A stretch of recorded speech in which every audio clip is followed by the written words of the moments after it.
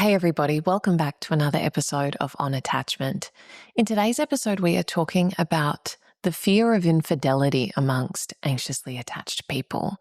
So if you're someone with anxious attachment, as I know many of you are, and you're listening to this, the fear of your partner cheating on you, or if you're not in a relationship, the idea of being cheated on is probably immensely painful and distressing. Now, of course, that's going to be true for anyone. No one likes the idea of being cheated on. But for anxiously attached people, it's on another level in most cases. There is intense fear and anxiety. And as we'll talk about today, that makes a lot of sense having regard to the core fears and wounds and beliefs at the heart of anxious attachment around not being enough, around it being our job to make people love us and keep them close and prevent disconnection, our fears around abandonment and rejection. All of these things can go into a bit of a melting pot and mean that the fear of someone cheating on us, the idea of someone cheating on us feels so immensely painful and panic-inducing to our nervous system, such that it can drive all sorts of behaviors like hypervigilance and snooping and excessive reassurance seeking, all of those sorts of things, which, as we'll come to, can actually create more disconnection in our relationships because, it can really infuse our relationships with a lot of insecurity. So in today's episode, I'm going to be talking about why this is so common, what sits underneath it, and what you might want to focus on if this is something that you struggle with, how you can support yourself and how you can maybe tackle it as a couple in a relationship in order to not be so viscerally afraid of infidelity all the time. So that's what I'm going to be sharing about today. And I do hope that it offers some comfort and reassurance that you are far from alone. This is something that I am answering questions on literally all the time in my Healing Anxious Attachment course and community. It's really no exaggeration to say that this is amongst the top things, up there with, jealousy, and obviously jealousy and fear of cheating go hand in hand to some degree. It's really up there in terms of the common struggles of anxious attachers in relationships. So you are not alone. And there are certainly things that you can do to alleviate some of these fears so it's not so all-encompassing. And I should say that this is certainly something that I used to struggle with a lot, and thankfully is not really something that I pay any attention to now. It is not a fear that I carry with me in the way that I used to at all. So rest assured, there is hope. Okay. Before we get into today's episode, if you are someone with anxious attachment patterns and you are looking to become more secure within yourself, to get better at knowing how to support yourself through those moments of spiral, to not act out in self-destructive ways, I really, really encourage you to check out some of my free resources. My Anxious Attachment Starter Kit, which has a video where I talk about my own journey with anxious attachment, as a workbook and a guided meditation, or my free training on how to heal anxious attachment, where I talk about my 3-part framework around nervous system regulation, core beliefs, and secure relationship skills. I've really gone to a lot of effort to create meaningful and helpful free resources so that I can extend that to as many people as possible. So definitely worth checking out if it's something that you are learning about and working with, and you want to understand what the path to secure attachment looks like for someone with anxious attachment patterns. All of those are a really wonderful starting point for you, and that is all linked in the show notes. Okay, so let's talk about this, the fear of infidelity, the fear of being cheated on. So maybe we start by talking about why this fear is so intense for anxiously attached people. Now, as I mentioned in the introduction, the core fears and core wounds of anxious attachers are around abandonment, rejection, and unworthiness. So people always leave me, people don't want me, I'm not good enough, I am not worthy enough. And I think probably for women more than men, there is a strong focus on not being attractive enough. I think there's an element of societal conditioning there for sure. But I know anecdotally, having supported many thousands of people through this, that a really common one I hear from women who are struggling with anxious attachment is insecurity around physical appearance and not feeling beautiful, sexy, desirable enough in order to keep their partner's attention, and feeling like it's incumbent upon them to make themselves more beautiful or to guard against other attractive women, to stop anything bad from happening, to prevent their partner from going elsewhere, but almost making it their fault. Like, if I were more beautiful, that wouldn't happen, or that wouldn't be a risk factor. So all of these fears are really, really common among anxious attachers. And I think that it naturally flows from the low self-worth, from the fear of being left, from the sense of, I always am more invested in the relationship than the other person. And it feels like their love and attention is so hard earned and hard won that I'm always striving and working for that, it could go away at a moment's notice. And if you've listened to other episodes of mine where I talk about the origins of anxious attachment, that makes sense because inconsistency is so central to anxious attachment, this idea that love is sometimes there, sometimes not, and we never know when it's going to be taken away. And so being hypervigilant and hypersensitive to potential threats to the relationship, and naturally sexual and romantic betrayal feels very much the top rung of the ladder in terms of extenuating circumstances for abandonment or rejection to take place. I think, if someone breaks up with you just because their feelings have changed, that's no doubt immensely painful.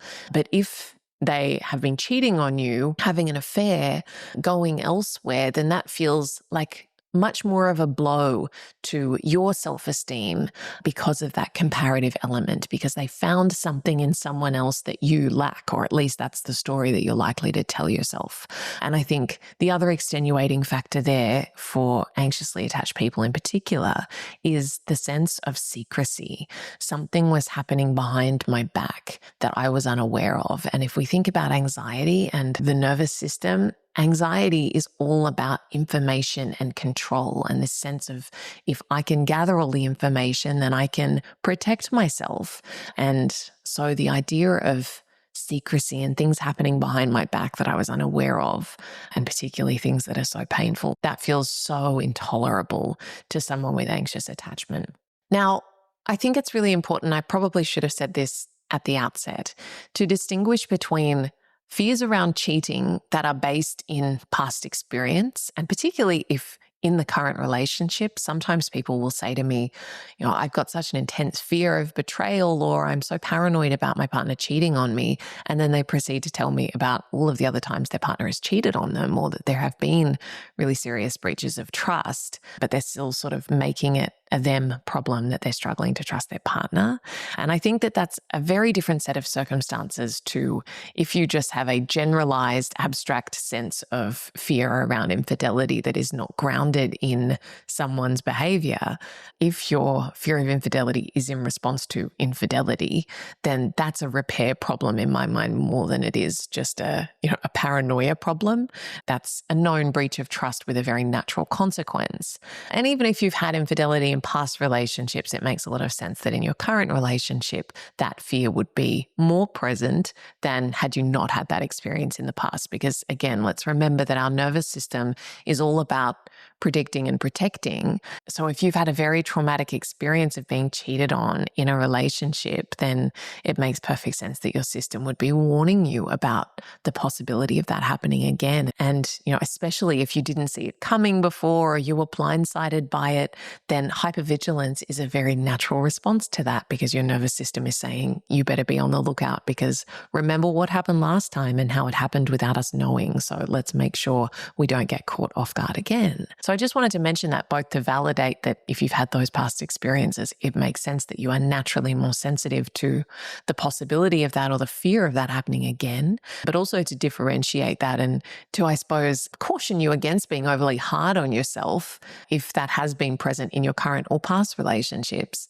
that it's not just a sensitivity problem, that there may be actual repair that needs to take place in order for you to feel more comfortable about that. I wanted to now talk about why anxious-avoidant kind of dynamics can exacerbate this fear that anxiously attached people have around cheating. So I think there are a few features of common anxious-avoidant dynamics that can inadvertently fuel this fear that anxiously attached people have. So one of those is around privacy and secrecy. Now, for anxiously attached people, privacy often feels like secrecy. There can be this sense of, if you have nothing to hide, then I should be able to read through your phone and I should be able to read through your journal and all of the things, because if you have nothing to hide, what's the problem, right? Anxiously attached people, because anxiety loves information and doesn't like anything being withheld, there can be this sense of privacy being very threatening, and privacy can feel like secrecy. So the anxiously attached person is likely to have a strong preference for total transparency, whereas the avoidant person is likely to very much value privacy as a matter of principle. So even if they're not hiding anything, they're unlikely to want you to go through their phone from a principled stance of that's my business and it's not yours. And, they're quite staunchly protective of their boundaries and their space and their separateness. And that's likely to feel very intrusive to them. But naturally, if they are saying, no, you can't look through my phone, for the anxiously attached person who thinks if you have nothing to hide, it shouldn't be a problem, the meaning making that they're likely to engage in from that is, well, they're definitely hiding something from me. So I think that different way of relating to privacy versus secrecy versus transparency in anxious avoidant relationships can absolutely heighten the fears that might already exist in the anxiously attached person around infidelity, cheating, betrayal, breaches of trust. And I think from that place, the anxiously attached person is much more likely to engage in snooping or, opportunistically going through a partner's phone if they leave it lying around or something like that, because the phone now represents like the holder of all of the secrets. It's the vault that I'm unable to access. And the allure of that is so tempting for someone who is so terrified of secrets, but also desperately wants all the information. I think one of the other big pieces around the fear of cheating, fear of infidelity that can be fueled by anxious avoidant dynamics is the tendency of avoidant partners to pull away sexually as a relationship becomes more serious. And I've spoken about this many times before. I have a YouTube video on why avoidant partners withdraw sexually. So definitely go check that out if you want a more in-depth discussion on this specific point. But for the purposes of this discussion, I'll just say that naturally, if things were really sexually intense and fiery and connected at the start of a relationship, and then without explanation, without discussion, someone starts to pull away and lose interest in sex, it's very easy for the anxious partner to make meaning from that and to assume that if they're not getting their needs met here, where are they getting them met? Why have they lost interest in me? And, their loss of interest in you as a sexual partner might feel like a precursor to the relationship ending or, to them seeking out sexual gratification elsewhere.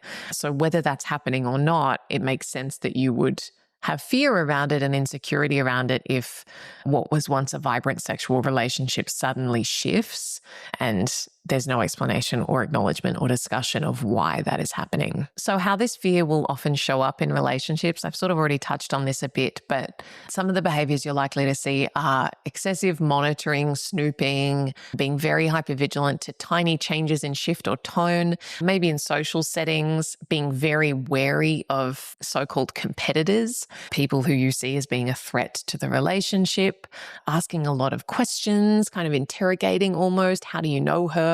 How long have you been friends? And does she have a partner? And all of these questions that, again, if you've got an avoidant partner, are likely to be met with almost defensiveness because they're likely to sound accusatory because they're almost laced with this subtext of, I don't trust you. And that's likely to be quite triggering, whether your partner's avoidant or not, particularly if there isn't any breach of trust. Someone who feels like they're being accused of having done something wrong can have quite a defensive response to that. Some of the other pieces, again, I've already mentioned, like going through someone's phone, snooping, going through their belongings, looking for clues, looking for evidence, checking their social media, who they're following, who's following them. Have there been any notable changes? Noticing any differences in their communication. So are they calling or texting less frequently, or is there a change in tone? All of these things are used as instant proof that something really is going on. I've joked many times, and it's sort of not funny, but I almost can't help but laugh because even my brain still does this from time to time, is if an anxiously attached person can't reach their partner, if they've called them and they've just gone up to the shops or gone to the gym or something and they can't reach them, often the catastrophic nature of an anxiously attached brain is that either they're cheating on me or they've been in a terrible accident, right? Like those feel like the only two scenarios that could explain them not picking up the phone. So all of those sorts of very catastrophic interpretations, everything's worst case and everything's confirmation that they are indeed cheating on you. Again, around the intimacy thing, the tendency to overinterpret changes in intimacy or affection, sexual frequency, sexual tone, even if they're less engaged engaged during sex, those sorts of things can all feed into the paranoia and the story of they're definitely cheating on me or something bad is going to happen in that respect. And certainly protest behaviors that are, designed to elicit reassurance. So, poking at a partner, trying to push them and saying like, you don't love me, or you don't pay attention to me, or you don't even find me attractive, or anyone else would see that, like that kind of style of communication that is coming from a really stressed place, but is trying to elicit that reassurance and, getting a partner to tell you that there's nothing going on really unequivocally and give you that.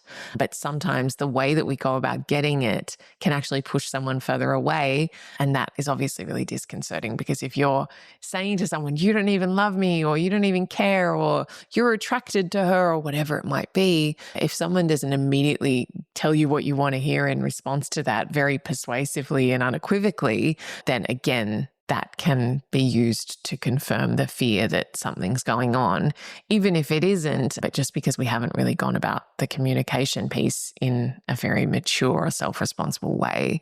And so we can almost self-sabotage in the way that we go about trying to get that reassurance, and then it all backfires because it actually does push someone away. Now, having spent a lot of time talking about why all of this makes so much sense, I do also want to acknowledge that this desire to prevent cheating from happening, while it makes so much sense in the context of anxiety and our nervous system and all of the ways in which we try and protect ourselves, the hard truth is, and for some people this is really liberating, for others it's totally terrifying.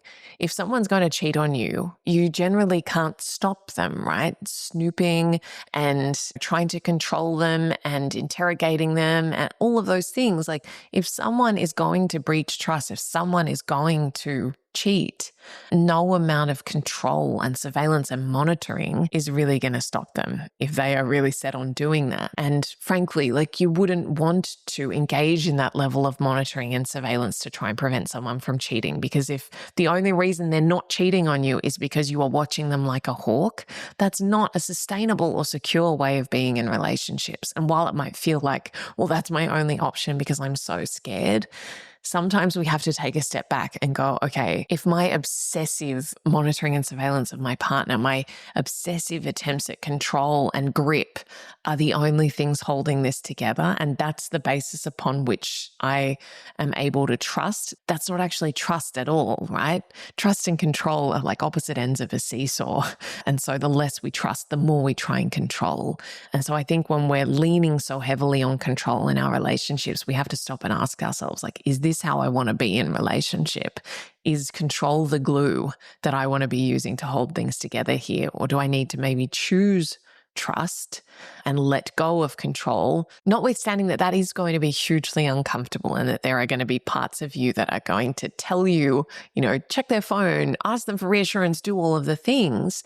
Sometimes we do really need to lead with choice and action rather than being led by feelings, if our feelings are shaped by insecure patterns that we're trying to shift away from. And again, I know I mentioned it earlier, but I'm not talking here about where there have been known breaches of trust. I think just telling ourselves that we should trust in spite of that is not the medicine in that situation. There, we need proper repair so that we can rebuild trust gradually. Okay, so I'm going to leave it there.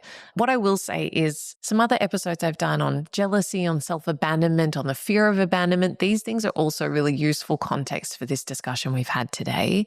And as I spoke about in my somewhat recent episode on jealousy, really the core of it, and what certainly helped me to shift these patterns, is building self-worth. Because I think that fear of someone cheating on you is so much more acute when it would be confirmation of your worst fears that you are unlovable or undesirable or not valuable. So if you aren't harboring those fears, you are much less likely to look for this very painful evidence and confirmation of that elsewhere. We become a bit more trusting of our value and the fact that our partner loves us, and so less on the lookout for signs that everything's going to implode in the most painful way possible. So the broader work of building self-worth is absolutely relevant here as well. Okay, guys, I really hope that this has been helpful. I know it's a really hard one, but know that you are not alone. And I hope that you've connected some dots and built some awareness through the discussion today. Or if nothing else, you know that it makes sense that you struggle with this. And as I said, far from alone. It's one of the most common things that I am supporting people with. Okay, guys, thanks so much for joining me, and I look forward to seeing you again next time.